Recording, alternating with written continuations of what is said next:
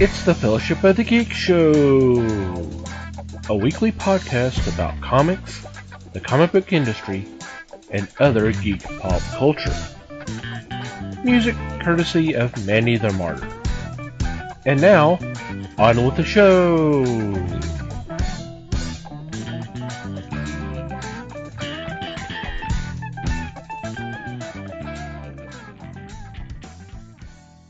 Hey there, everybody. It's the Fellowship of the Geeks podcast.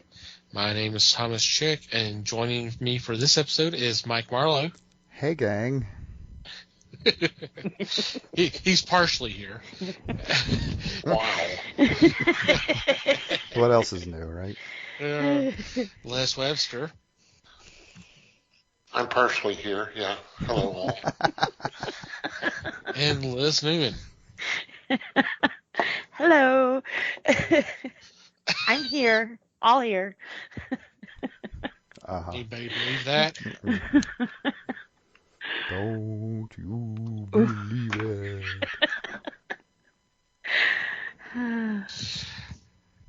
How are you guys doing? I'm a little hoarse. Yeah. Hey! Nay, nay.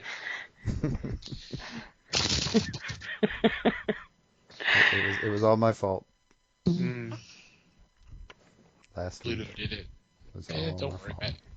It's all right. It's all right. At least they're not blaming me. You think I sound bad now? You should have heard me last week. Actually, last week I couldn't talk at all, but you know. So I hope everybody out there's doing okay. Ooh. So what's been going on in your corner of the galaxy? Well, we know what Mike's been doing. He's been Coughing up his lungs. Yeah. next. Mm-hmm. And that was our mic check. Wow. Dang. Okay then. Yep, she's all here, folks. Yep, mine's working tonight. Actually, 2 weeks off, guys. I don't even know what to talk about because, Thank God. yeah, kind of a blur, honestly. Yeah, I don't know. I think I've talked about all the fun stuff I've done, like watched Sandman and stuff. But yeah. You had 2 whole weeks. 2 whole weeks, and we're kind of shifting gears here to Halloween. Yay! I saw Halloween candy at the store the other day. Yeah, and we've got the cartoons busted out, and the candles, and yeah, haven't really watched a lot. Although one cool thing that I did want to do is I've kind of been stuck in that what do I watch next kind of feeling, and I never know what to watch. So a friend sent me a link the other day, and it's a poster that has the I think it's the top 100 classic horror films. And as you watch them, you scratch it off, and it reveals like the little DVD cover or, whatever the movie poster was of it. So I don't know, that'd be kind of cool. Kind of curious how long 100 movies will take me. And some of them looked pretty good, and some of them look, I haven't heard of them, and some of them I have heard of them, and I'm not going to watch again. Hence the Blob. Right. There are a ton of that is on there. There are a ton of those types of things out there. People do. I mean, several of all the horror buddies do stuff like the 31 days, 31 movies thing for October. There's got to be lists. There's lists galore out there on the interwebs. Should be pretty easy to track one down. Well, this is an actual poster, and kind of like lottery tickets, how you scratch off. You scratch off the little block after you watch it. Oh, like a physical poster. Yeah, like a physical poster. Okay. I misunderstood. And they also have one, not just for horror, but the top 100 classic movies of all times. So I went ahead and I picked up both. I'm going to do the horror one first, but I think I got a discount or something. Well, I've joined a couple of horror groups, and after looking at some of the stuff of what people consider horror, it's kind of like, huh, really? Really? And I swear to God, if one more person posts how Gomez Adams has always been ugly, so this guy playing him is just, it's canon. It's like, just shut the fuck up. People fuckers cannot ever like seen someone. Raul Julia? I mean, come on. Right? And then I think it was funny because another guy posted a thing where it says, you don't ever pit two Latino kings against each other. It just don't happen. You know, they're both going to be good. I'm willing to give it a chance, of course, because it's Burton, you know.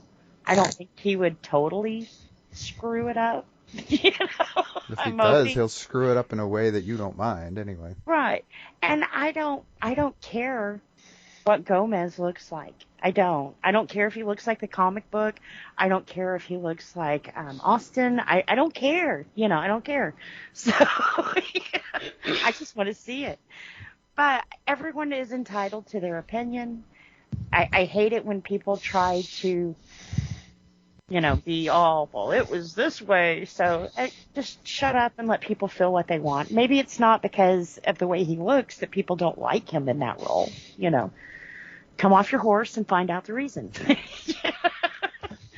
But I just want a good, scary movie. And so far, everything they suggested, it's just kind of like, wow, okay. I don't know if the 80s just ruined me or what. The 80s ruined a lot of us. Right. And I enjoy the campy slasher dasher films. To me, those are, I hate to say comical because that makes me sound psychotic. You really have you knew it. I mean, no shape, way, or form of reality, you know, and so to me, it never was like a scary, maybe it was a fun scare kind of thing, but it didn't make it to where I didn't want to go to bed at night, you know. Those movies usually are the ones that you deal with, like, demonic possessions and that kind of thing, I guess because the way I grew up, I know that shit's real, so, you know, never want to mess with that. Those kind of movies creep me out even more. But the way that they're presented in the movie, it's kind of like, that wouldn't have happened that way. You know, I know you have to change things for entertainment's sake, blah, blah, blah, but... suspension of disbelief and all that. Right. You know, you can't get rid of a demon body with salt. You can't. There's other things that go into that. Sure, it makes for great movies, but come on, you know. Right. Sometimes you just have to bow to what looks good on camera. Right. Which is why local news channels show house fires. Right. Because flames look cool. And people's bodies bending and all kinds of contorted positions look neat. And it's like, yeah, but that happens in 1 in a million, you know.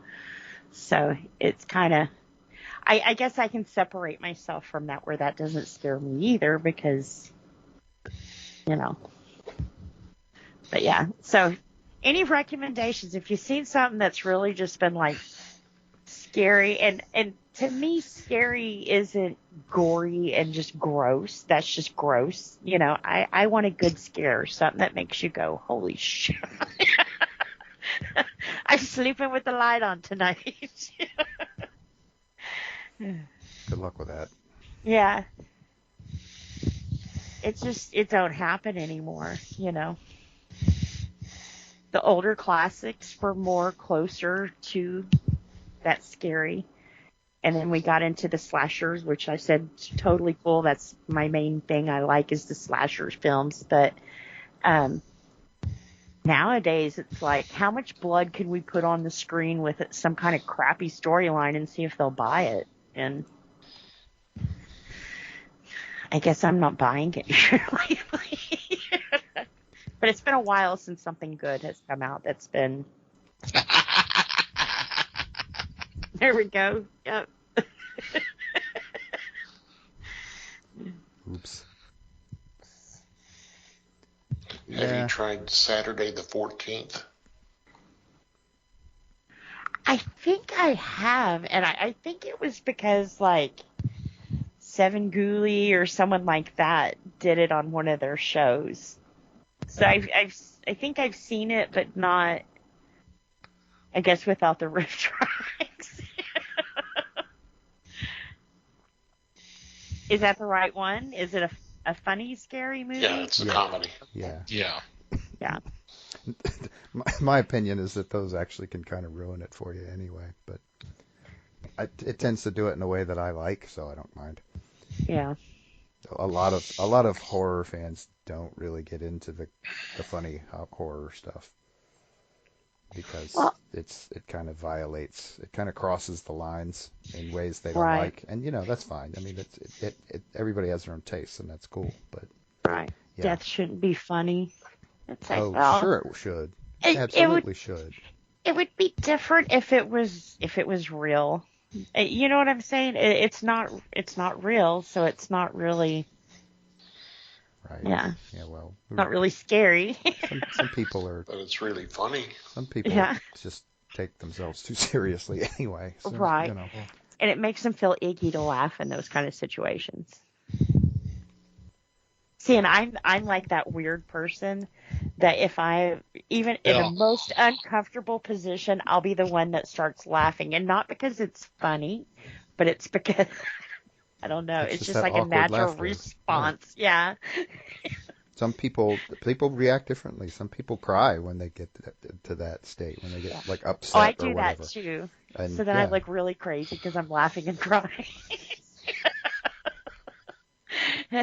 Are people moving away from you then at the theater? Yeah.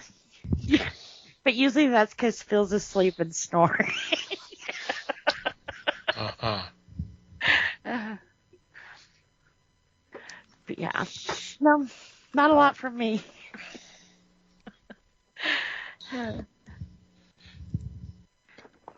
Well, she's going to be watching Wednesday if that one rumor is true. About Uncle Fester. I've missed that one. I saw something about Uncle Fester, but when I looked into it, they were talking about a politician. So it's like, Well, yeah, they're talking about Yeah. they were talking about the one in Pennsylvania. Yeah, I saw that. Well, I mean, people were talking about why he was not on with the group photo, the cast photo. But there is a rumor out there that your boyfriend may be in on it. Jensen? which one? I was going to say, are they going to shave Jensen's head? Or is it Jared? Not that one. Not that one. The other one, the one that you were pulling for those 3 or 4 weeks during the trial. Really? Johnny Mhm. Depp? Yep. As crazy as this sounds, I can see that. Just because, I don't know. I can It's see Johnny. that. Yeah, because you can do anything right now. It's not a question of being able to see it. It's being able to unsee it. It's the trick. Yeah. But, part of the reason I've always liked Johnny Depp, his acting and everything else, is because his face is very expressive. He can deliver lines without delivering a line, And Uncle Fester, you almost have to have that because your face is, well, in the TV shows and stuff, that was the comedy. What he was doing with his face and stuff made him funny. So I could see Johnny doing that. Well, speaking about you talking about the whole thing about the politician and all of that, one thing about seeing all of that, there was a lot of love for Jackie Coogan, especially him as an actor. That was nice to see. Cool. Yeah. That was nice to see that. He was. I mean, like I said, those kind of people where you're depending on something other than the way you're delivering a line, Well, some were even bringing up him in the movie The Kid when he was a kid. When he was, with Charlie Chaplin, right? Yeah. Oh, Yeah. I didn't know that. Same talking guy. about talking about how great he was in that film. Yeah. So yeah, it was great to see that. Was that also a silent film, or was that one of? The kid was silent. Yeah, I'm pretty sure it was. I have not seen it, so I can't say. Which But, would lend to what I was saying, him being so expressive. Mm-hmm. Yep, you had to be. Yeah. You weren't delivering lines. And I'll tell you now, the other guy, the guy on The Boys, Captain America guy, I forget Homelander. That guy, his face, I mean, he is so freaking, I mean, you can read him just by what he's doing with his face.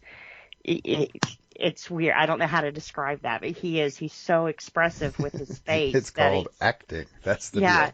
But this is like overboard, but without being overboard acting. Oh God, he was also Captain Kirk. Chris Pine. No, that's not. Maybe I'm wrong then. Let me see. I want to say Anthony Starr. Yes, Anthony Starr. Maybe I'm confusing Star Wars or Star Trek. Completely. Could be. But yeah, he's just got that face that he's so funny with just like a little twitch that he makes with his face. I mean, I like him. He's a bad guy, but I like him. That's what makes him so enjoyable, is how you can read him that way. Which I finally did watch all the rest of The Boys, by the way. It wasn't as bad as I thought it was going to be, and kind of sad the way it ended. How bad do you think it was going to be? I thought it was going to be pretty bad. I thought that when they said that Soldier Boy was going to be at Herogasm, I kind of was thinking, I don't know if I want to see Jensen naked. Wow, chicka, wow, wow. Right. They talked about running out of sperm filming this scene, so it's like, But then when I actually watched it, I saw why, and it wasn't what I thought it was. So it was pretty good. It wasn't where your twisted little mind took it. Right.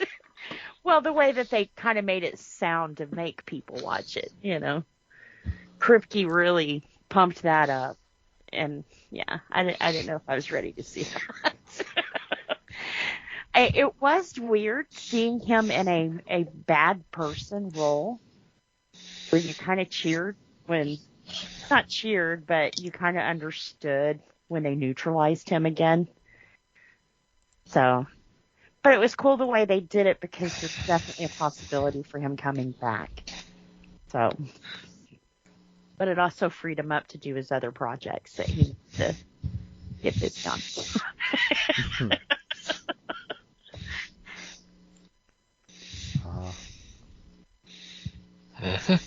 Yep.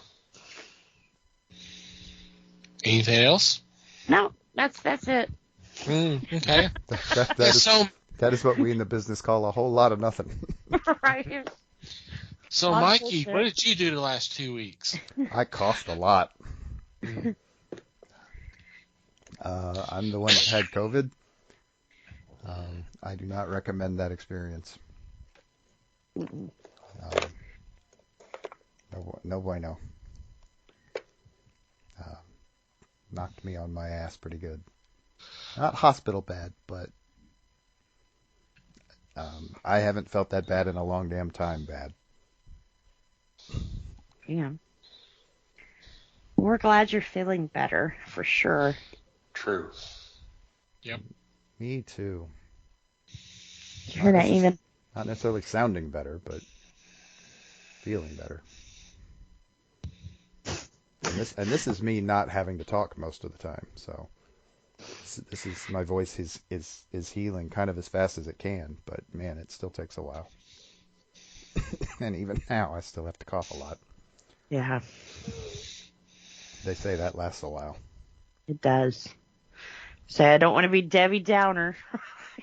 Too late. Yeah. At least I don't feel like I have a concussion from coughing anymore, so that's a plus. Just a mild headache by the end of the day. Yeah.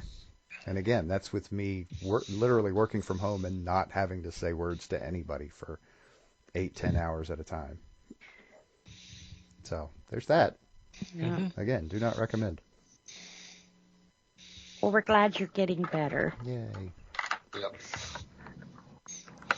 I'm glad he can work that mute button pretty good. I'm trying.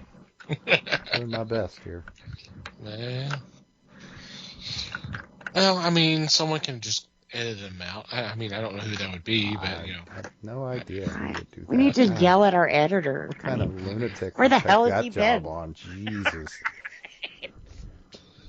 Gotta be psychotic. Like, I, kick puppies and speaking stuff. of, if we want to talk about editing, if there are any weirdnesses in the last episode, that's because I edited that shit on COVID. So I absolve myself of any responsibility for that one. Hopefully it was So okay. what you're telling us is bite me? Yeah, Pete tough, Leeway. I'll go with that. That's tough cookies, people. That's Right. You get what you get. But I'd already said bullshit and blew the rating, so.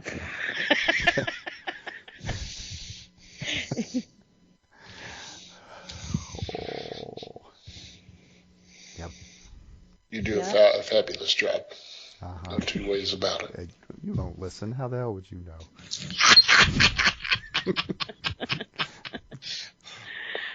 Beep, beep, beep, beep, beep, beep. None of us do, so it's fine. I'm not offended. I do get a chuckle when you hang around in podcast circles enough and people talk about the only people who listen to their podcasts is their family members, and I'm like, shit, my 5 family members don't listen to my podcast. What are y'all talking about? How the hell are you bribing your mother to listen to this? Come on.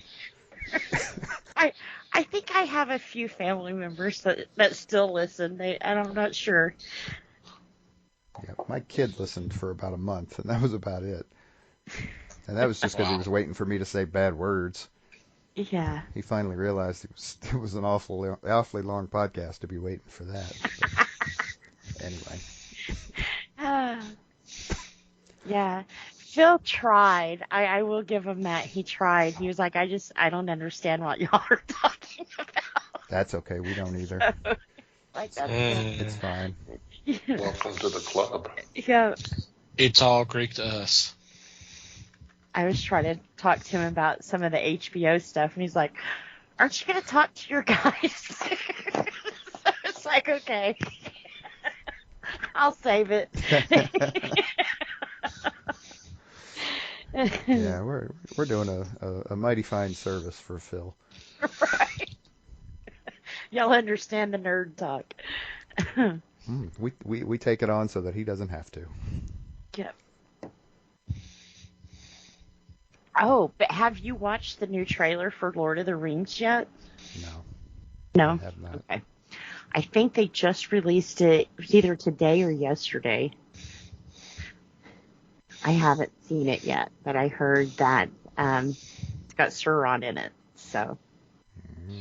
Yeah, the other side effect of me being out of commission for a week and a half is I haven't paid any attention to social media. Right.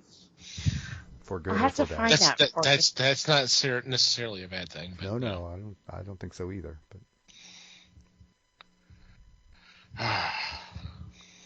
it's been a nice break. I mean, I don't know anything, but it's also been a nice break. All right. How about you, Les? Well, first, my computer's doing fine. Thank you. I took in a couple things. One is the other night I watched a movie that brings tears to my eyes, and that is The Iron Giant. I enjoy that movie so much, and it tears me up at the end. That's coming up on a big anniversary too, I think. But we ought to watch that one. You haven't watched it or you haven't seen it? Oh, I've seen it. I I absolutely think she means adore we that should do a movie movie. night with it. Yeah. Let's do a movie night with it. Well, it's one that could be branded Yes. movie night. And then there's a series on Netflix that I began watching. Stephen Merchant has a series. It's going into its second season now.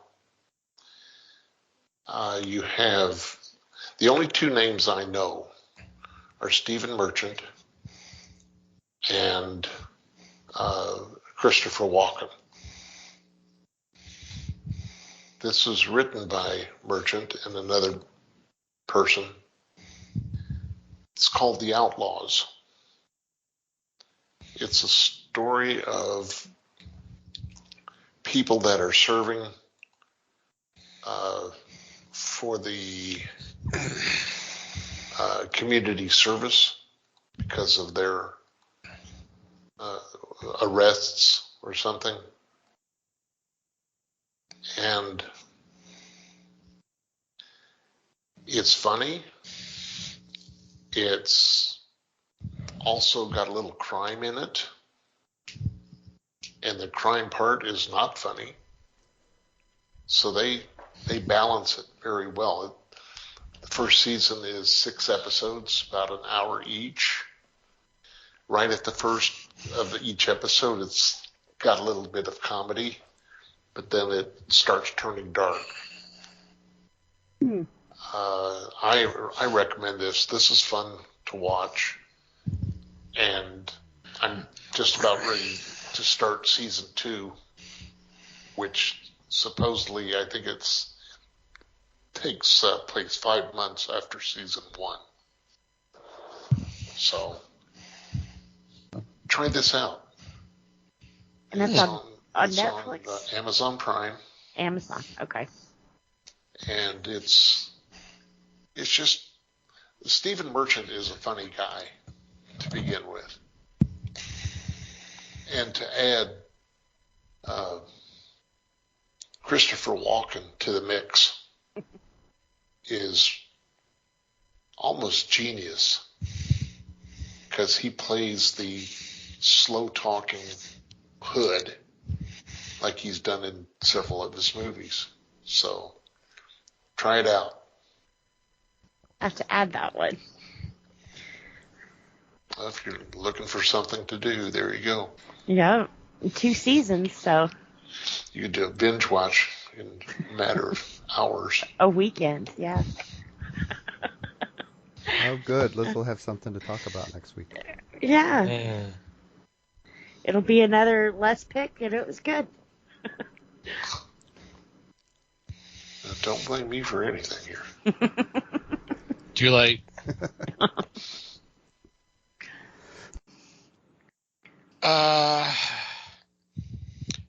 Not a lot. Excuse me, not a lot on my end. As y'all know, I've got not a lot on my plate right now. I will say this: I did knock out 2 films for our October discussion. I was able to do that. What I have done differently this year, since I've seen none of these films before. I've seen bits and pieces of the one that we'll be discussing for our special All the Horror episode. But the rest of these I've never seen before. So I don't know what y'all do when y'all watch these shows, if y'all sit there and take notes, that kind of stuff. But I did. I wanted to kind of get my first impressions, write them down as I'm watching. One of these I wrote down in the first 8 minutes of the film. I wrote the words, "Oh boy." Yay! Yay. So, just a warning to you guys, and an apology in advance. Oh, no, that's what makes it fun, honestly. Well, I mean, we'll have a one of these days we'll get.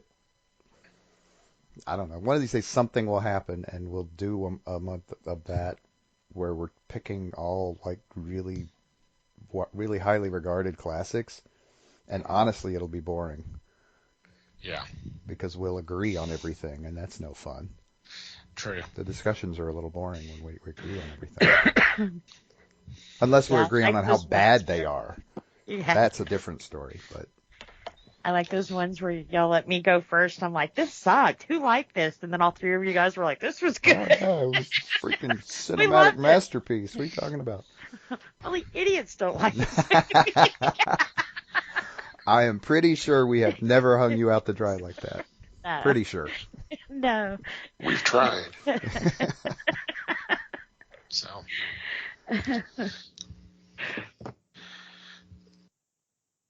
So just a little bit of a warning to you guys, but it's been kind of interesting watching these films. I think it's going to be fun.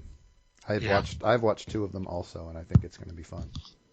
I love the themes, so. Well, that is part of why it's going to be fun right there. Yeah. But yeah, I mean, I'm 2/3 of the way through our list, so I'm down to the final two. So we'll see. But yeah. Yeah, you're way ahead of me. See, when I'm sick like that, I can't watch stuff. I understand. Because it totally clouds my judgment. So I had to leave it alone for a little bit, but I'm almost ready to get back into it. Yeah, I understand. No, I totally understand. Oh yeah, we got plenty of time. It's cool.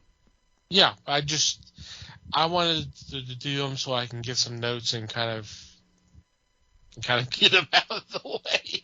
Right. Because I had a feeling. And so we'll see. Mm-hmm. We'll see. So I usually watch them a day or two before we can record. So a lot of times I can be like, what did I just watch? Explain this to me. That's how I felt when I first saw Rocky Horror Picture Show. Yeah. Oh yeah, I think that's pretty standard. For Rocky Horror. You kind of have to watch it a few times to get it. Well, especially if you watch it on TV. If you go to the theater, it's kind of, I guess you get it, well, not get it more, but you don't mind that you didn't get it so much because of the entertainment around you. Right, it's a lot more interactive. Yeah. But I used to play one of the parts, and I don't think I fully understand it still. Okay, I have to know which part. I did Columbia. Ooh. I started off as Magenta, and then I learned her little tap dance, and so I started doing Columbia. So, yeah. And this was for guests and people that visit, or what? Do what? I think she was a theater nerd in high school. Yeah. We would go to the theater, like midnight showing. They would always play it after heavy metal. And kind of like they do in New York where they act it out in the theater as it's playing. So I got to run around in my bra and panties for about an hour and a half. That was a little uncomfortable. Theater. Do we have any photographs of this? I'm sure they're around for blackmail somewhere. Yeah, I had a best friend who kind of pulled me into that. And then I stayed after she left. I was like, why didn't I leave too? Funny how that works. Huh? Right. It's just a jump to the left. And then a step to the right. Put your hands on your hips.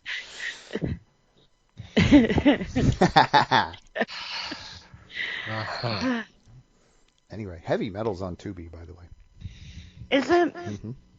I'd like to see that one again. They did the second one, and it never compared to the first one. Right. It was still all right, but right, the first one is different. Yeah, the first one different tone, everything. Yeah. Yep. Agreed. Sequels usually aren't as good. Yeah, I wouldn't mind watching heavy metal again. Yeah. Did you watch Fantastic Planet?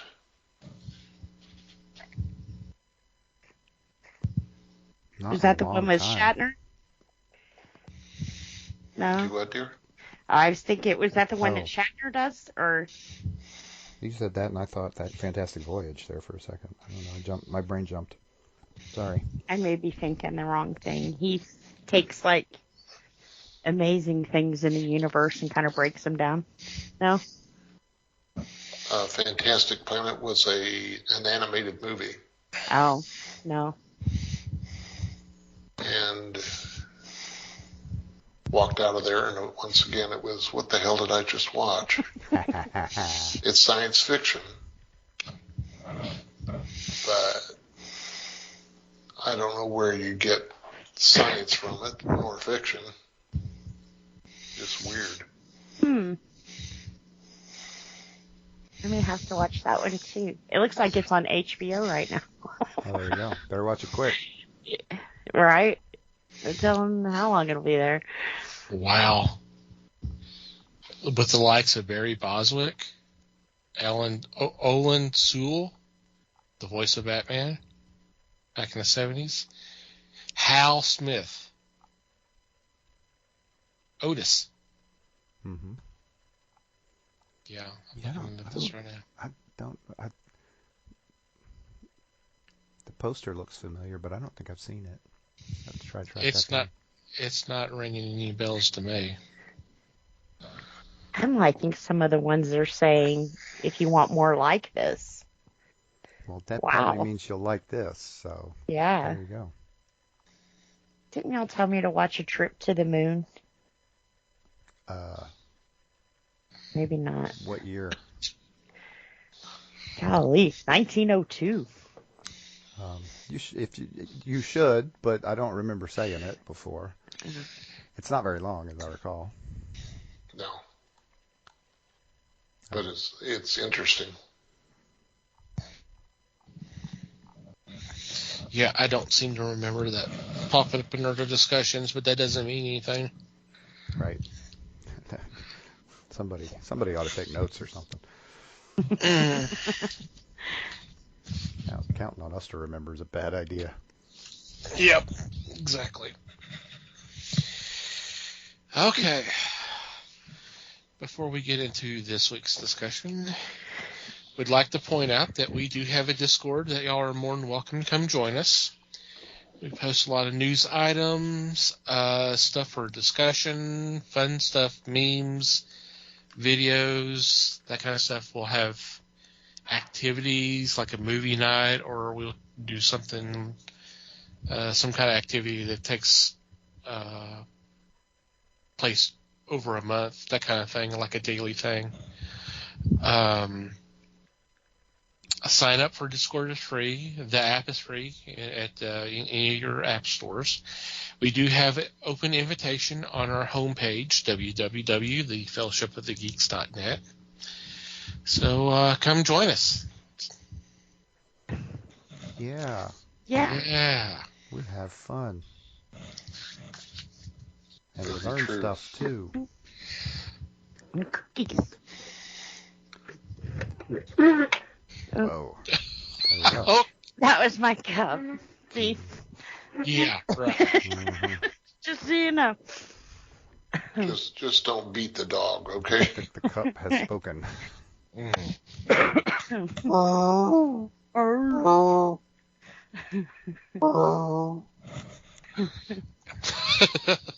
We got Taco's attention. It's okay.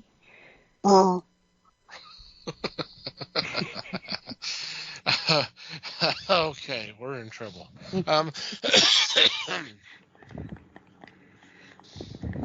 Okay, we are continuing our look at classic TV. This was for Classic TV Month, although it's obviously going to be 5 weeks now, but that's okay. No big deal. No big deal.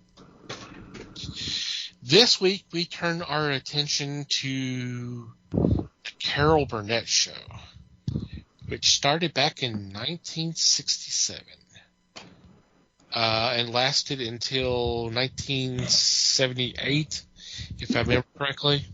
Yep. That's what this says. 11 years. Yeah. Classic. It's definitely classic TV. Some great comedy sketches and performances.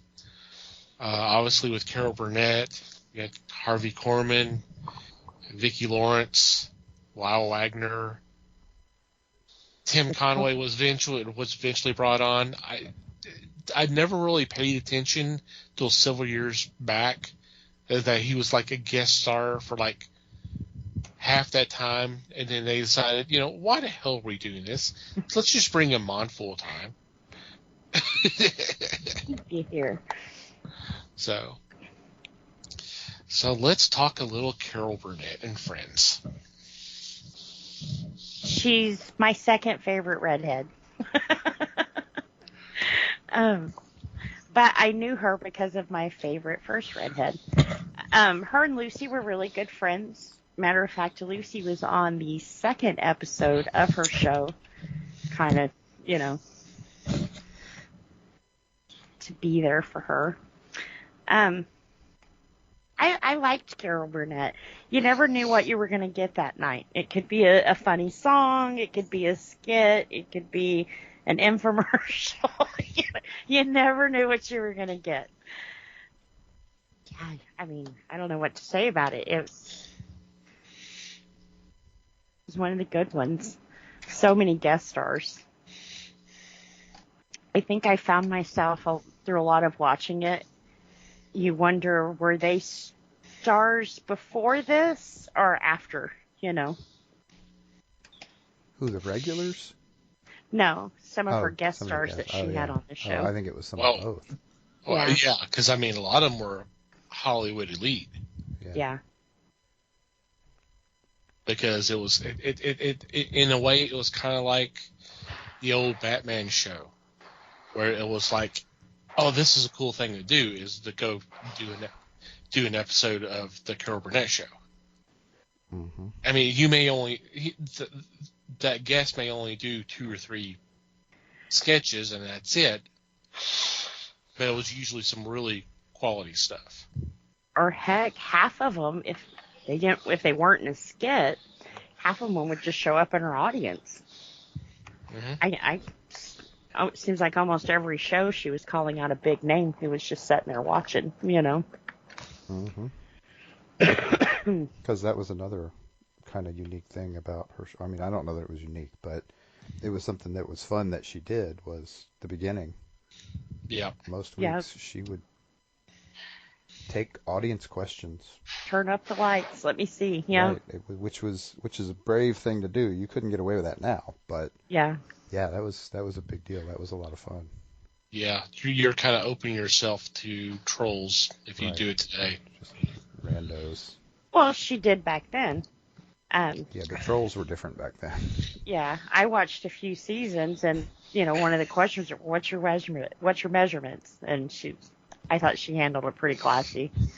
She said something like 38, 32, 24, but I'm not telling you which order that's in. But then it was funny because Lyle Wagner came up. She was like, "Why don't y'all ask him a few questions?" And the first thing they threw at him was, "What's your measurement?"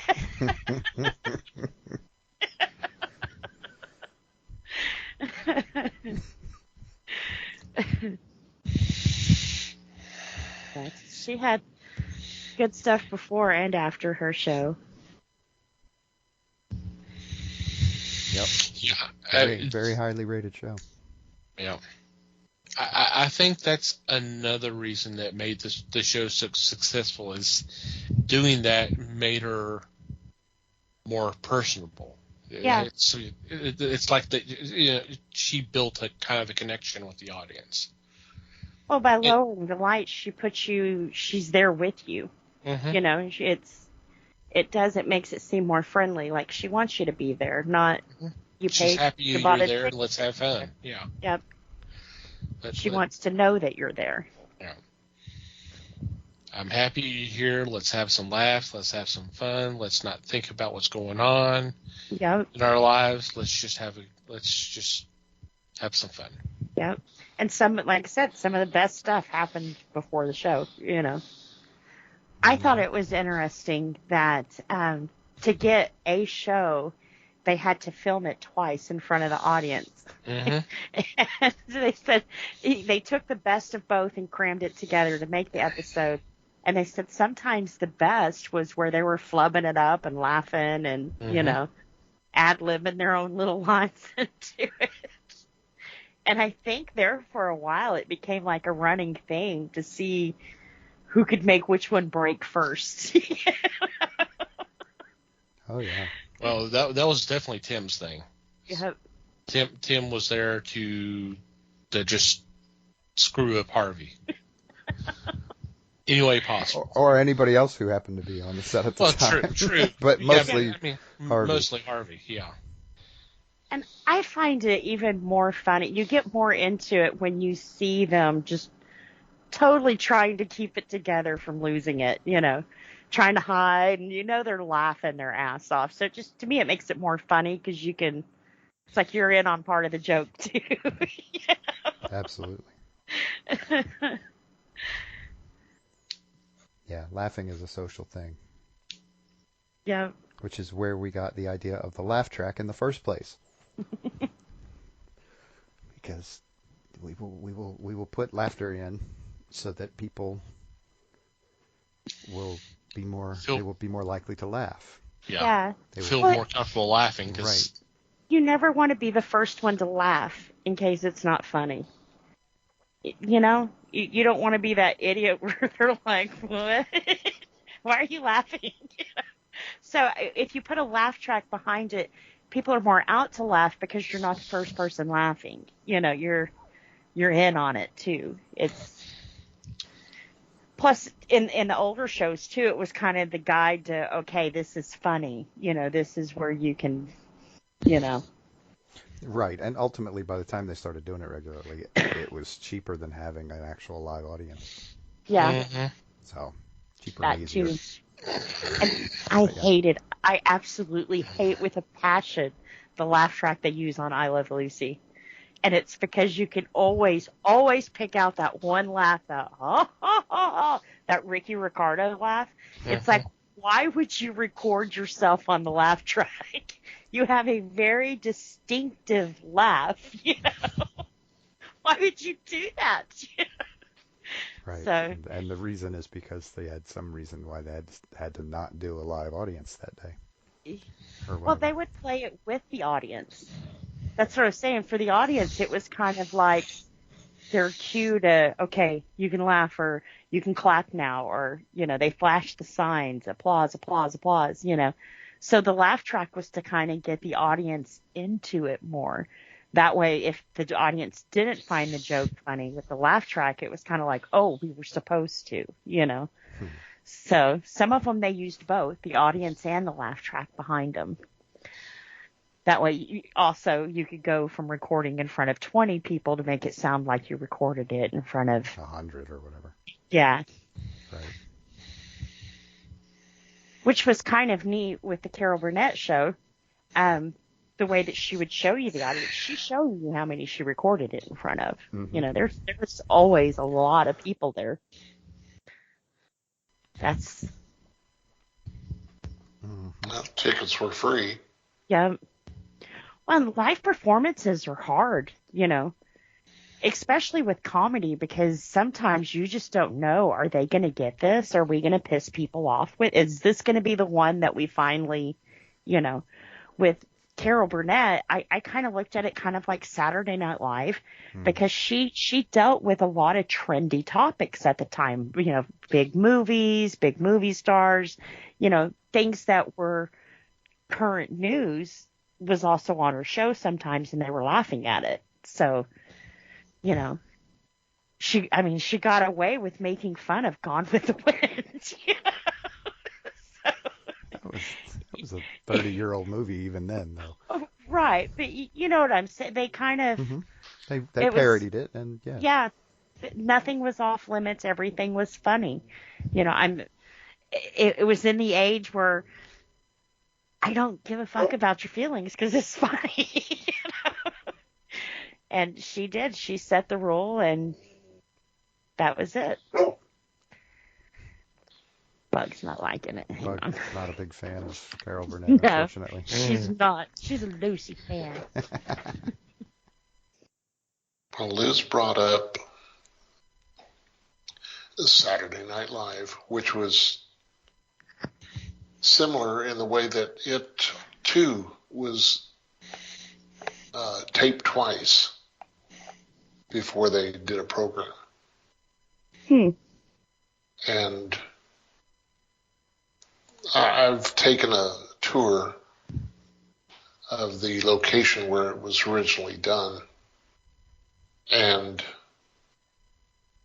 they were looking at it like, well, if it didn't get a laugh, we'll change it and see if we get a different laugh. So it wasn't uncommon. And it's been used for decades. And yes, there is one particular laugh that drives me nuts too, and I'm sure everybody else. And it's that one female laugh that just, you know, it's coming because they set it up. But it's inevitable. And they used it on Lucy. They did it with Burns and Allen. You can just go right down the line. Yep.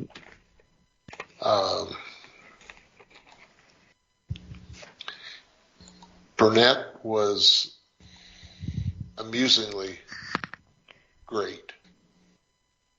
It had, as said before, it had guest stars, and some of them were funny as can be. Some of them didn't know what they were doing, and yet they were asked to return. And I thought, did you guys see that last episode this person was on, and how it sucked so bad that the Nielsen's were failing? But Burnett, and yeah, Thomas was telling us who was the original members, and for the life of me, I still don't know why they had that idiot Lyle Wagner on there. The man had no comic timing. In fact, he was probably the one that had the least number of skits on the program. And there was a reason for that. He seemed uncomfortable a lot of the time. Like, when they brought him up there for questions and stuff, he just seemed real stiff and, you know, kind of like, I don't know what to say unless it's wrote for me. True. But I don't know about the man's facilities, but he would just seem like dumber than a box of rocks. He was eye candy. He was pretty, right? That's what I was going to say. That's true. He was pretty, and he wasn't, and he was fine with basically being the straight man. Yeah, and that's essentially what he was there for. Yeah, he was basic. I mean, as bad as it sounds, he was basically there to be the pretty face. And True. That's really all. I mean, that's all they needed him to do, and that's kind of all they asked him to do most of the time. That's the way I see it, anyway. Yeah. I think you're right. I could see that. Yeah. I mean, most of the rest of them weren't that good at doing the straight man thing. I mean, as evidenced by all of the times you see them cracking up. Well, and they were funny as hell, but they weren't eye candy either. Right. You know? Yeah. I'd have to say that Tim was always my favorite. A-dee-ba-dee-ba-dee. He was not afraid to be the craziest person in the room, that's for sure. He didn't care about looking like an idiot. It was like, just laugh, you know. I mean, and he was so good at it. I mean, you know that he's good at it enough that there's no way he can be an idiot, so that he's pretending so well to be one. It's just, yeah. He was really good at it.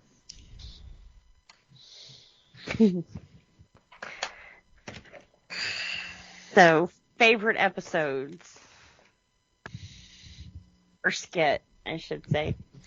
Favorite sketches, yeah. Yeah.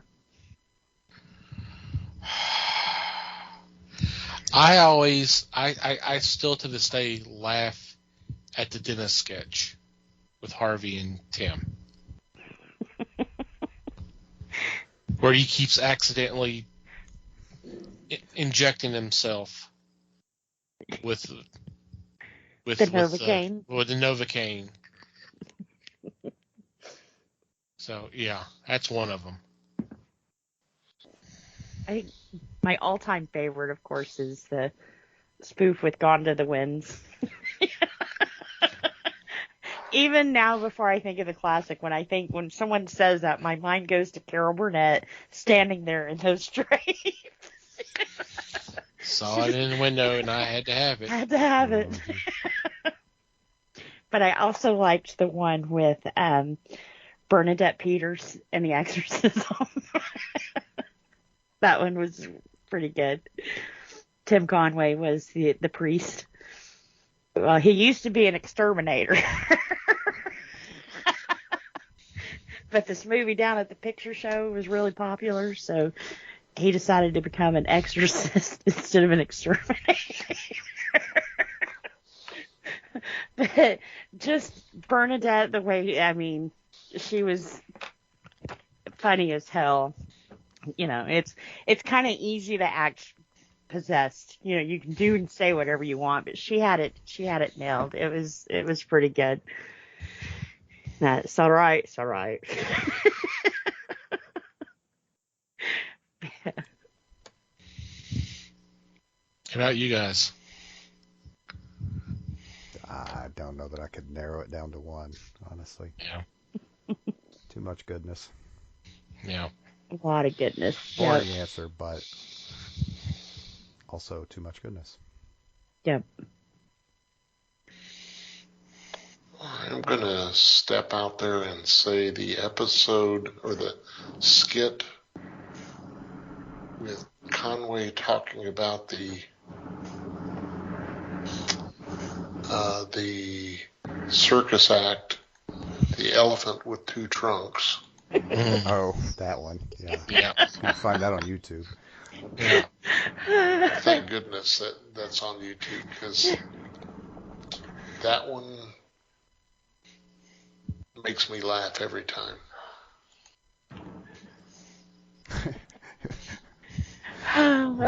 Vicki Lawrence's reaction to it is pretty good too. Oh yeah, she was champion there. I think she was just pissed at that point. But yeah. Yeah, because I think I posted it back on Discord.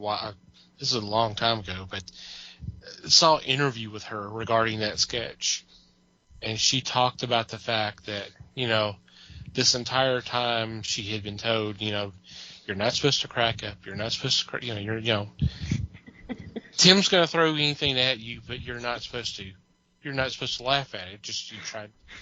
It's normal. Normal. And she's sitting there next to Carol Burnett, who just cannot stop laughing. And she was just going, oh my God, what the hell? So, yeah. But could you imagine, just out of the blue, here's this story about an elephant? Well, right. Well, because the deal is they had done it multiple times that day, and the story was different every time. Right. He was improving all of that shit. Yeah, and it was. Go ahead. Yeah, no, it was different. The story was changing the whole time.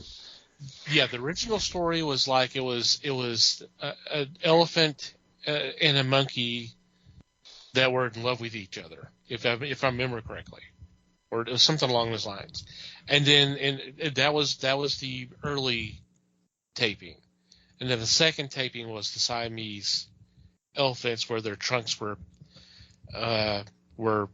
joined at the were joined, and then the whole thing about the monkey going down the trunk,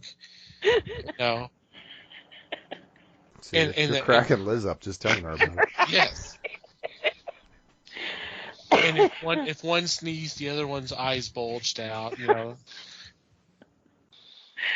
And then because the story was, they had done the original version, and we're taking a break for like dinner, and then getting ready to do the second taping. And supposedly at that point, that's where the director comes around and, okay, here's your notes from the original show, and he'd done this. He's come to Vicky's dressing room. Said, here's your notes. Oh, and it was the Mama's Family sketch. On the Mama's Family sketch, it's going to be different, and good luck. That was all she was told, and she's like, oh shit. And her husband happened to be there, and he says, just let him have it. Just let him have it. And that's when the whole thing, when he finished the story, she said, is that little asshole through? And that's when everybody just fell off the couch. Yeah. Because they were really only barely on the couch at that point anyway. Right. True. But when he starts going into this rant, though, you can see it on Burnett's face. She's like, oh, shit, here we go. She lost it pretty quickly. Very quickly. She knew what was coming.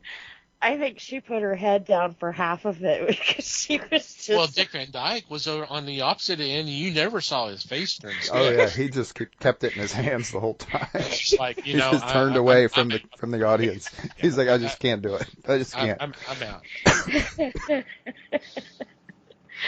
Oh, but he was so good at doing that. Mm-hmm. His little stories, man. He was. Just making it up on the fly. Yeah. Another one was Mr. Tudball. Oh, Yep. yeah. I enjoyed that character a lot. And Mrs. the Wiggins. Mm-hmm. Mm-hmm. Yeah. Those two interplaying like that's classic.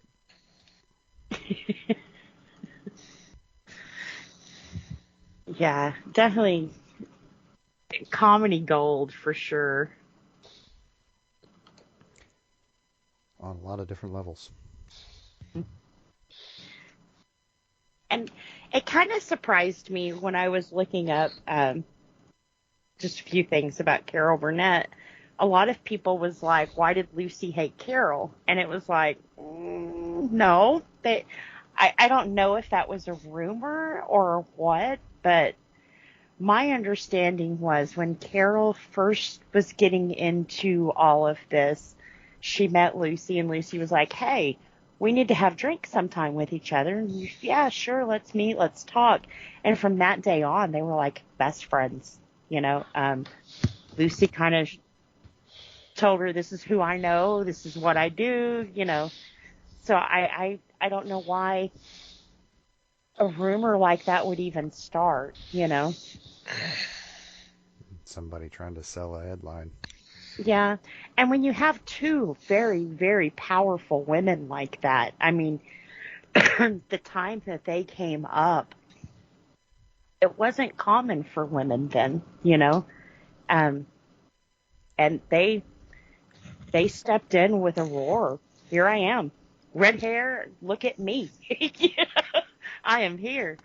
And I think both ladies, what really made me love them was the class that they handled themselves with, Could make you cry from laughing, but at the same time, Yeah, I've definitely two great role models to grow up looking at, for sure. Yep. I wish I could tell a joke like they could. Never had the good timing for that. Some people can tell the jokes, and some people can laugh at them. Yeah. And it's okay to be the one who can laugh at them. Yeah. I'm the Lyle. Don't get less started again. Well, she began on what was the Gary Moore show? believe that's right. Yeah. And she was an accomplished comedian by the time that show ended, because they did a lot of skits for her. And she came to prominence because of it. Yep. Which I am impressed with. To luckily have somebody in charge at CBS that saw the potential of this person. And that says a lot. That does. Yeah, Oh, what he said.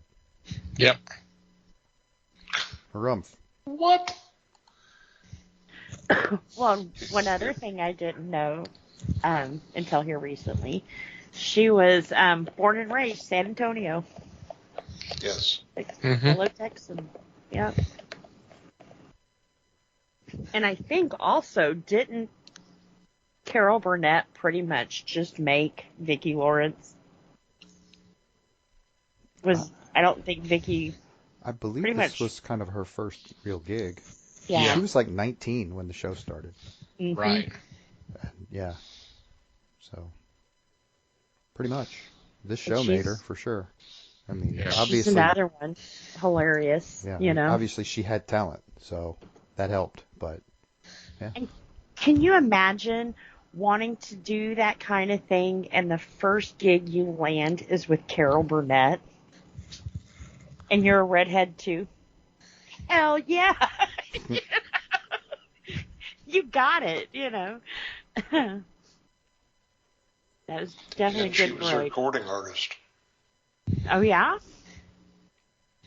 Who, Vicky? Uh-huh. Yeah. I didn't know that. Night the lights went out in Georgia. Oh, maybe I did know that. I didn't know that was her, but Yep. yeah.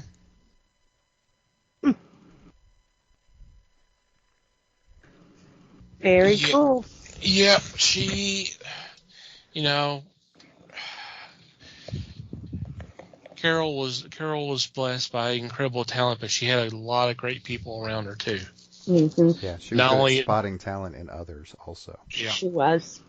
Not only on stage, but behind the scenes as well. And you Yeah, see so- how easy it was for her to be a supporting instead of lead all the time too. So to me, that made me seem like she was grateful to have those around her. You know, she didn't let it go to her head. Although the show was freaking named after her. You know? hmm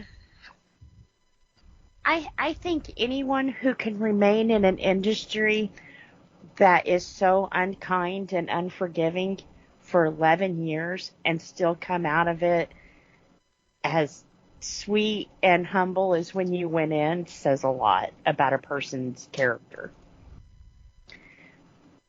And I feel like she did that. She stayed true to herself the whole way through.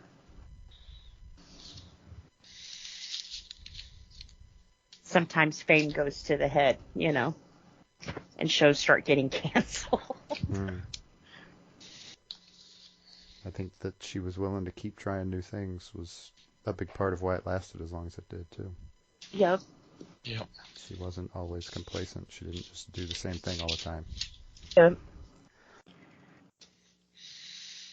Well, that would have been the easy thing to do. Sure. And wasn't afraid to get edgy and, like I said, laugh at something that you may think is serious. You know? hmm Which really should be what comedy is. I think here lately, too many people get offended over comedy, and it's like, do you think they honestly believe that? It's a laugh. It's, you know, maybe a low punch, but it's a laugh. It's funny. There's probably a significant list of potential rants in that comment, but you know, Yeah, you know, not just on your part either. yeah. It should be funny. Speaking of edgy, you're being edgy. That's what I'm saying. Oh. Ooh. Watch out. I'll cut you.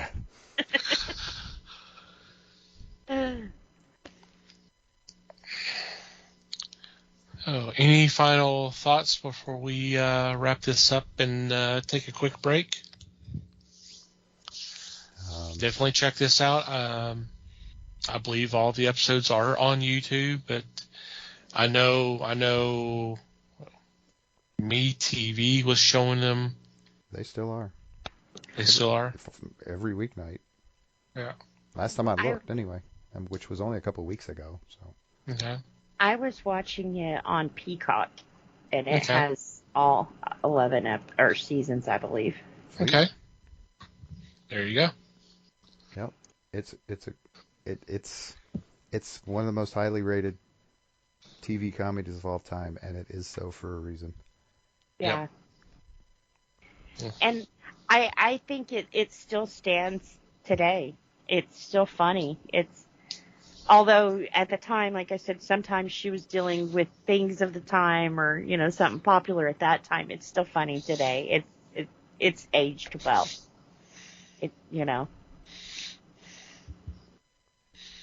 No. And it's clean. Well, most of the skits are clean. Most, yeah. Most. Relatively clean, anyway. Right. Well, by today's comparison, they're very clean. Oh, yeah.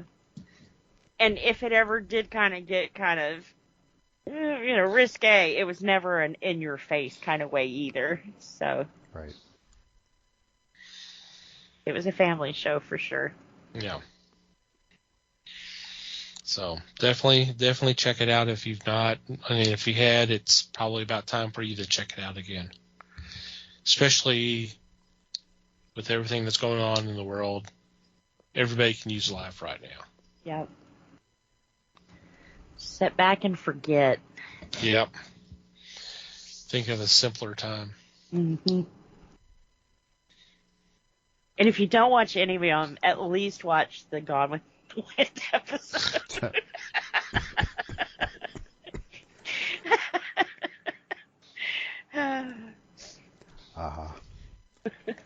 No bias there at all. Yeah. None. On that note, we are taking a quick break and be right back with Geek News for You.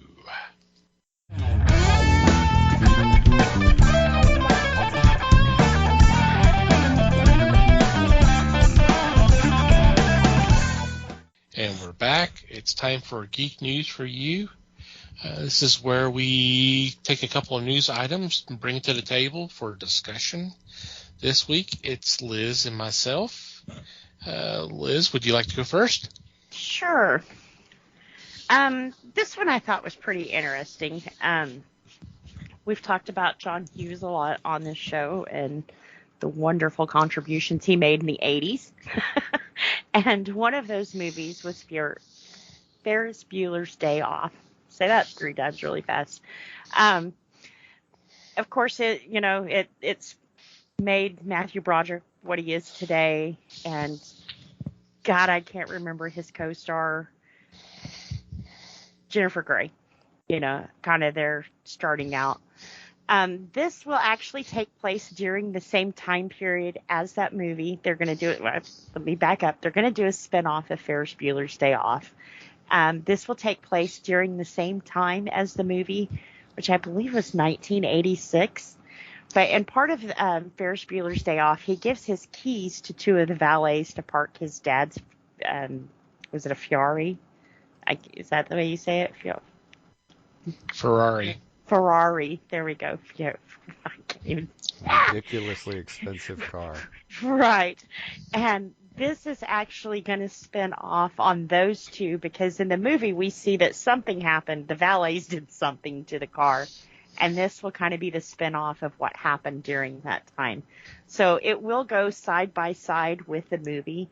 Some of the things that are happening in the movie are still happening over here. So I thought that would be kind of interesting. It kind of put me in the frame of, was it The Hobbit? that kind of was happening during the same time the first Lord of the Rings was. So you kind of saw what you saw in the first movie happening in the background of this one. That's kind of what it sounds like it will do here. So it won't be the main focus, but you will still see it going on in the background. I thought it was pretty cool. Different approach to a spinoff, you know. Yeah, and these are the guys that brought us Cobra Kai, the follow from Karate Kid. All right, the spinoff. Yeah. So they do spinoffs. Yep. Yep. And seem to do it pretty well. Right, I was going to say pretty well based on the pretty ratings. Well. So, yeah. Mm-hmm. Cool. And it's kind of hard to take a classic and do anything with it without pissing people off nowadays, you know. And I haven't watched all of Cobra Kai because I liked the Karate Kid, but it wasn't always my favorite. I guess because I'm not into the karate and that kind of stuff. But it was pretty good. At least the first season. Yeah, I think they'll definitely do it justice. And by taking two characters from the movie, it's not changing the movie. Whatever happens here is not going to change what happened there. Right. Yeah. They were in the movie for like 45 seconds. So. Right. Yeah, very minor characters. Right. So, it's the kind of thing that makes for a fun spin-off because there's not really any rules. No, there's no toes to step on. Right. It's kind of cool. So, I'm excited to see this one. I don't think they've put a release on it yet. I think it's just in the talks, so it'll be a little while. I'm going to say why. just in the respect that we've already done this. There was a Ferris Bueller TV series, and there was another one which was done shortly after the film and was not that good. And I'm not saying that this version won't be good, but to me you're looking at something that's already been done, and I'm not in the mood to see it done again. If it was redoing a movie, that would be one thing, which I probably wouldn't be wild about anyway. Mm. But don't remake Ferris Bueller. It's a way for them to have their cake and eat it too. They can capitalize on the name without actually remaking the film or doing further series so you know it's its own thing, but it's trying to capitalize on the film. Yeah, it's playing on nostalgia, which it's what we do around here anyway. So why not? And I think I had heard, don't quote me on this, but I think I had heard that season 5 of Cobra Kai was the last season. So I think this is kind of their way of moving on to the next 80s movie spinoff thing. Well, you heard it right here. You can quote her. Don't quote me. You can quote her. But I know there was talk of they weren't for sure about a season 5, but season 5 comes out in September. But that may be, it's Netflix. So I'm surprised it made it to season 5, but. Yeah. So. And without ranting too much, isn't it kind of crazy that Cobra Kai, don't get me wrong, like I said, the first season that I watched was pretty good, and it has been a popular TV series for Netflix. Sandman has been #1 all over the world, and they don't know if they're going to make a second season to that. Are you kidding me?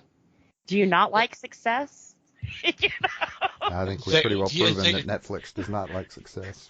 They like success, but they don't like spending $15 million or $15 billion an episode. Yeah. That's the problem. Sometimes you got to spend a little money to make a little money, Well, that's easy for you to say. It's not your money. Right. If I had it, And Well, if, you know, but it's why make a well, show just if you're going to just make it a one season, do one season and do it really, which they did really, really well. But then the last season or the last episode, you left it open. Don't well, leave it open then. the thing that I've been reading on this is they made a mistake by releasing all the episodes just real quick. Mm-hmm. And so yeah, I mean, and they should know better when they do that. Yeah, I mean, whatever show they do where they release all the episodes, that is the talk for the next couple of weeks, and then Mm-hmm. everybody who's going to see it has seen it. We're Yep. moving on to the next thing. Now, if they had actually done an episode or two a week and actually sustained that, like what Disney's been doing with the Star Wars Mandalorian and stuff. episodes Mm-hmm. or the Marvel episodes, that kind of stuff, it's talked about for months. Right, you'll build Yeah. a more lasting conversation around it. And this is does. and this comes from a company says we would love to build a franchise, but the way you do stuff, you can't. Yeah. If you're gonna take a show and then automatically release all the episodes in one day, you can't build a franchise off that. If you're trying to talk about trying to build some kind of sustained viewership or fan base or whatever you want, however you want to call it, it's we talk about HBO Max not knowing what the hell they're doing. Netflix does not know what the hell they're doing. No, they don't. But they're all trying to figure Well- it out as they go, and some of them are going to succeed and some of them are not, and that's okay. Yeah. But We'll winnow out the losers quickly enough. Yeah. well, they're not the only ones sucking right now. Disney, yes, the way they release it weekly is great, but I'll tell you, waiting 2 years for a new season is bullshit. It's total bullshit, and it's like, well, we have to make it. Then that's fine. Keep what's his name, John Favreau. Keep him on The Mandalorian then, and quit giving him 20 fucking projects that he's working on so he can't even complete the one. You have success. Keep pumping into it. Give us regular seasons. Give us the story. Because this 2 years in between shit, you're losing people. They're not going to come back 3 years later to watch season 3. It's bullshit. So they need to cut it back. I don't mind the weekly episode thing. I really don't. But another example, Amazon with The Boys. The first season, they released it all at once. People binged it, watched it. It was great, loved it. Then season 2 came out. Season 2, they released the first 3 episodes the first day, and then it was weekly. The third season, now it's weekly, 1 episode per week. People got upset with that.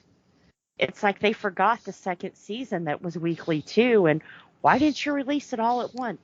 Because we want to make you fucking come back. Jensen's padding our numbers right now. We want you to come back week after week. So I do agree that Sandman probably should have been a weekly thing. Especially the way they accidentally leaked the last episode. Bullshit. You knew you were going to do that, So I think it should have been a weekly thing. Keep you coming back. And by leaking the extra episode, people came back for that. So that should tell them, you put a season 2 out, people are going to come back for that. And you'll make your money back. So sometimes you got to spend a little to get a little, Well, they already spent $15 million an episode. So I mean, Yep. How much do you get? More should they spend to hopefully get those other couple subscribers? I mean, I'm not trying to defend Netflix, but I'm just, when they're fighting for survival, you gotta, yeah. Well, that's when you talk to your creatives and say, we would love to do a second episode in this. Is there any way, without disturbing the quality, that you can cut some of these corners and not make it $15 million an episode? Do you want to make your fans happy, or do you want to make your bank account happy? Sometimes you got to decide those two. And I've heard a lot of creators who've come down off their prices just to get their story out there. I want it heard. And from what I understand from Gaiman, this has been a surreal thing for him to see his vision come to life, not just in a comic book, but actual life, you know. So it depends. Do you want the rest of that vision to play out, or do you want $15 million an episode, you know? But I think when you have people happy and the show stays #1 for weeks all over the world, you got to do something with that, you know? Well, get back with us in about another 2 weeks and see if it's a #1 show in the world. Yeah. It's not going to be. No. It's going to be something else. It will. It won't probably be in the top 5. Yeah. Because everybody's seen the episodes that wants to see the episodes. Yeah. You know, some will watched it again. Well, and there will be some people who do that, but it's not going to be not every person that's watched it the first time. Yeah. So that's the issue. And I was one of those people it brought back to Netflix. So we'll see, you know. I think if they saw a big enough, with them hurting, if they saw a big enough boom in customers or viewers, they could be like, you know, maybe we should take a couple of these popular shows, scrap this other bullshit, and put our money where we're making money. Not all these comedy series and, you know. I mean, just a couple of months ago, we were doing news items about everything that they had optioned or greenlit. They turned around and said, well, we're not going to do that now. So they've done a lot of cutting of this stuff, which, first of all, it makes you wonder, why did you do that? Why did you go to all these people and say, yeah, we're interested, we'll want to do your project? And then a couple of months later go, well, you know what, we had second thoughts or whatever, and we can't do that. So, you know, we were really sick. They looked at their bank book and saw, oh, we got this show over here taking $15 million an episode, you know. Because all that money just disappeared in literally a couple weeks. I mean, no. Come on. Netflix's biggest downfall was they got too comfortable. They were the biggest stream. They were the only streaming. We're not starting the Netflix rant again, are we? No, but that's the downfall. Someone is, not me. Yep. Had they have not rested on their laurels and kept it going original, I don't think Netflix would be having this problem right now. But to put out something superior and then go, we ain't going to do that again. We're going to keep making this crap. Because it's $1 million an episode. That's just bad. Even if it's crap, nobody's going to watch it. So. TV is a hard business. It is. How many are going to watch the new Stallone movie on Prime? I probably will because I have Prime. I wouldn't get Prime to watch it. Or heck, Thomas posted today Halloween is going to be streaming the same time that it is in the movies on Peacock. Yeah. I like that. For a price, yeah. I pay it. I was going to say, that doesn't bother Liz. No, I'll pay it. If I can watch it in my pajamas eating my own popcorn, I'll do it. Well, I mean, that's a big development, but because the Blumhouse was saying, no, it's not going to be streamed same day, same time. So something has happened where I guess NBC, something has come down where they said, you know what, we may want to rethink that. And because it did so well last year. Mm-hmm. And if it's pay-per-view, I mean, you're getting the people who won't go to the movies to watch it anyway. So why not take their money right now before you offer it for free? A couple of months later. I think it's smart to release it both. Because you have people like me who just don't want that experience.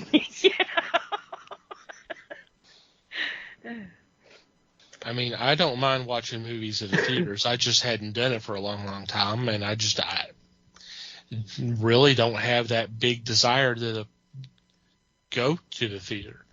Yeah. But so if I have this option, then yeah, I would like that. I almost did for Super Pets, but I'll wait. I don't think I remember the last film I saw in theaters. It may have been Endgame. That's been a couple years. I can't remember either what I watched. I'm wanting to say it was a Marvel movie, though. No, it was Joker. Yeah, see, I wouldn't have kind of seen that in the theaters. I mean, I've seen it, but that was not one of those I said, oh, I got to watch that in the theater. That was pre-pandemic when I still had Movie Pass. Hey, but it's coming back anyway, so here you go. Mm-hmm. That's a different news article. Yes, that's not my news article. Anytime they talk about tiered pricing, it scares me. Oh, there's going to be tiers involved, all right. Mm-hmm. Yep. Well, I'm thinking the cheap $10 a month is going to be one movie, 1 month. Which still is not a bad deal for $10 for a movie ticket. Because they were almost, the last time I went, they were almost 20. So. Yikes. Mm-hmm.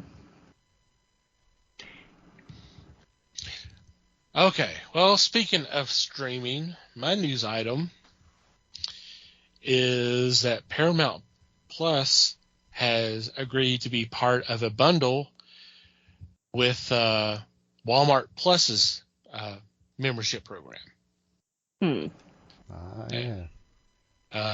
Walmart is doing their best to compete with Amazon, so they're doing this Walmart Plus where, in addition to getting, I think the article said 160,000 items delivered same day, and then a gas savings program, where you get some money off for their.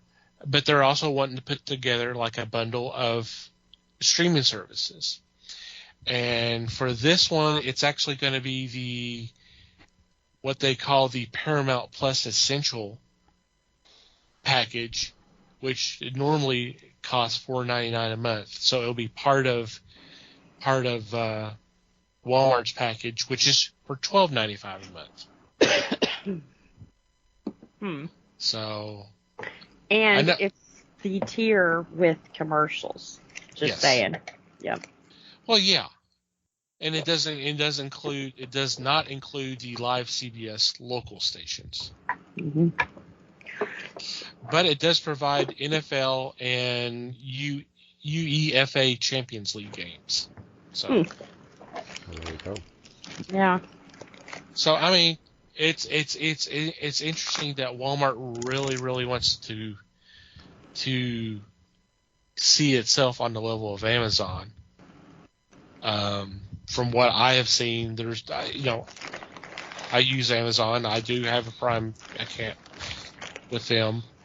I'm not seeing anything here that goes, makes me want to go, okay, well, I'm going to move over to Walmart Plus. Right. No. Well, and you can get Paramount on Amazon, too. So, yeah.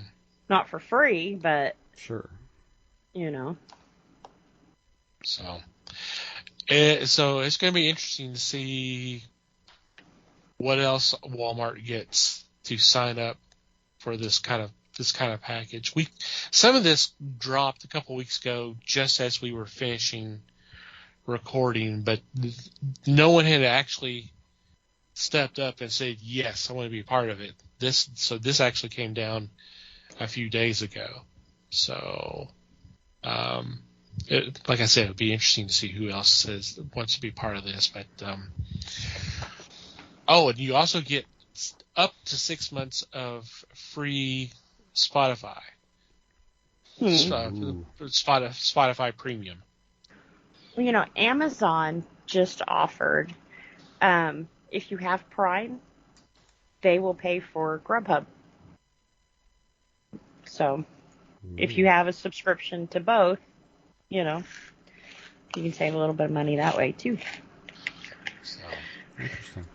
I kind of see what Walmart's doing is what Amazon is doing. They have all of the movie channels that you can purchase through them. Drawback to that, if you get HBO, we'll just say HBO, if you get HBO through Prime, you can't go to HBO and watch it. You have to go through Prime and you have to watch it through that, which sometimes is a pain in the ass, So I wish sometimes when you buy these things, you can actually use the web service instead of have to go to Walmart to watch Paramount, Got to go all the way down to the store. Go stand uncomfortably in the electronics section. Watch it on the TVs on the wall. Yeah. mm-hmm. Hey, that may be a tier. That's a pretty low tier if it is. They offer delivery service. They'll even come pick you up and take you up there to watch it. That would be hilarious.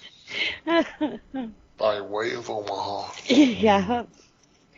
But you know who Kroger or Walmart needs to watch out for Kroger's. Kroger's is about to come up and kick them in the ass big time. They just offered a Boost service. And, I used to use Walmart for my grocery shopping and everything else. With their Boost service, it's actually cheaper per year. I usually pay yearly. It's cheaper per year than Walmart is. And if I get a delivery time during business hours, it's Kroger employees who do the deliveries, so you don't have to tip them, which sometimes honestly adds $15, $20 to your grocery bill, So I thought that was pretty cool. They're like, no, we pay our drivers. We don't expect you to. So, hell yeah, I'll do that. Sold. Yeah.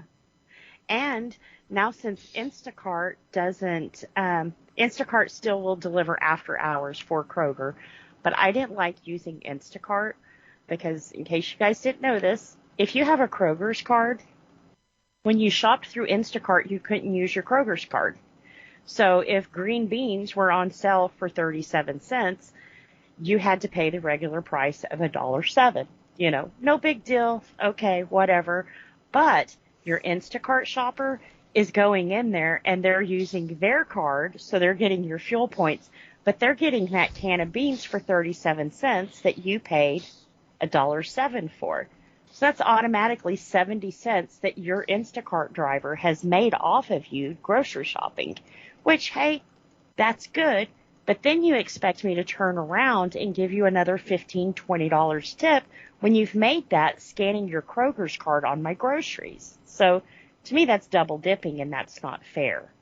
If I want to use the coupon, I want the savings, not you, I want that reflection on my grocery bill, not your bank account, which we're talking about cents, but that adds up.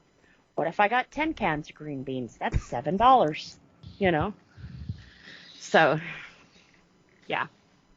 I didn't have Instacart Rant on my bingo card for tonight, but that's okay. That's on me. Sorry. I just found that out, though. So. No, that's interesting. And I like the no tipping thing. Mm-hmm. I know that sounds so bad, especially nowadays. They want you to tip for everything, but Kroger's is paying them enough to where I don't have to now. Right, and so, that's the cool part. Yeah, I like that. They're not working for $2 an hour. They're making $15 to $18 to start at Kroger's. So cool. Yep. Yeah, Walmart better do something because they've definitely lost it in the delivery service. If you can get a time slot for them. Sometimes it was 2 days out. But I don't know if Paramount would be enough to have kept me there. Right. I don't know. Well, so you'd have something to watch while you're waiting 2 days for your delivery. At least that's something. Right? Mm. But Paramount is getting to be a very good streaming service. Cool. I've talked about that a lot. You know, the shows and stuff that we've been watching on there. I'm surprised. They're competing with the big guys. You know. Cool. All right. Any special shout outs or mentions this week? No. Don't think so. Okay. Go on to our regular shout outs. Want to thank Pop Goes the Culture Podcast Network for allowing us to be part of a great group of fellow podcasts. We recommend that you check them out. There will be a link in our show notes. We also want you to check out the fine men and women who make up Podern Family, who've been so kind as to spread the word of the fellowship on Twitter by retweeting our links. And the best way to do that is to do a search, hashtag Podern Family, all one word. Just scroll through whatever catches your attention. Please click on that link and download the episode, and we hope you have a great time listening to them. Thank you guys as always. I want to thank Manny the Martyr for supplying the music to our podcast. In our show notes, there will be a link where you can check out their music. And finally, you, dear listener, thank you for downloading and listening to today's episode. We value your feedback. Any questions, comments, suggestions, complaints, observations, what have you, please send them our way. There are several ways you can do that. Our email address is email@thefellowshipofthegeeks.net, or you can go to our website, and on the About Us page, there is a contact form you can fill out. If you join our Discord, we do have a channel specifically designed for feedback where you can post your questions or whatever there. On social media, we are on Facebook, The Fellowship of the Geeks. On Instagram, we're at Fellowship Geeks. That is also our Twitter handle. If you like to follow our personal Twitter accounts, Mike can be found at Mikey Geek. Liz can be found at LN_geek. Les may or may not be found at Fake Les Webster. And I can be found at Tom TC Geek. And from wherever you download our episodes, if you'd be so kind as to rate and review the show, it would be greatly appreciated. Anything else before we say goodbye? Just thanks, everybody. Yep. Thanks, everybody. Appreciate you listening. And hopefully we'll have Mikey at 100% next week, but we'll see. Yep. Thank you for listening, everybody. We do appreciate the support as always. Until next time, geek on, my friends.